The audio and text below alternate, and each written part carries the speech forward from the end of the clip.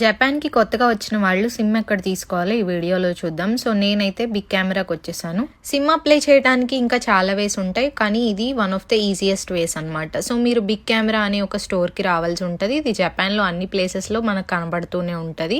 So మీరు ఇక్కడికి వచ్చి లోపలికి వెళ్ళి మీకు ఏ సిమ్ కావాలో వాటిలో డిస్కౌంట్స్, ఆఫర్స్ ఏంటి ఇవన్నీ అడిగితే వాళ్ళు చెప్తారు.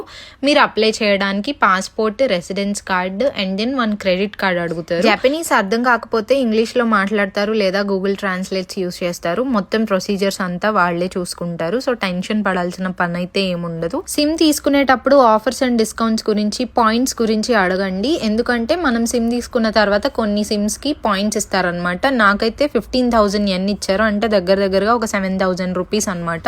వీటిని మనం అన్ని రకాల పేమెంట్స్ కి యూస్ చేసుకోవచ్చు. ప్రాబ్లం అయితే ఏముండదు. సో మీరు సిమ్ తీసుకునేటప్పుడు మేక్ ష్యూర్ టు ఆస్క్ ఏమేమి ఆఫర్స్ ఉన్నాయి, డిస్కౌంట్స్ ఉన్నాయి, ఎన్నాళ్ళు వాడాలి, ఎప్పుడు వస్తాయి, ఇవన్నీ అడిగితే క్లియర్ గా ఎక్స్ప్లెయిన్ చేస్తారు. నేనైతే రక్తన్ సిమ్ తీసుకున్నానండి. సో నేను నెలకు వచ్చేసి 1000 yen పే చేయాల్సి ఉంటుంది. అంటే 550 to 600 రూపీస్ వేసుకుంటే నెలకి 2 GB వస్తుంది. కాల్స్, మెసేజ్ అన్ని ఇందులో కవర్ అవుతాయి అన్నమాట. ఇంకా తక్కువలో లేదా ఎక్కువలో కావాలంటే మీ రిక్వైర్మెంట్స్కి తగినట్లుగా వాళ్ళు చూపిస్తారు. దీనిలో ప్రాబ్లం అయితే ఏమీ ఉండదు. టూరిస్ట్ ఎవరైనా ఉంటే ఎయిర్పోర్ట్స్లో కానీ ఇలాంటి స్టోర్స్లో లేదా కన్వీనియన్స్ స్టోర్స్లో మీరు ఇలా టూరిస్ట్ అని చెప్తే దానికి అకార్డింగ్గా మీకు ఒక సిమ్ ఇస్తారు. మీకు ఈ వీడియో యూస్ఫుల్ అనిపిస్తే లైక్ చేసి, షేర్ చేసి మరిన్ని వీడియోస్ కోసం ఫాలో అయిపోండి. Bye bye.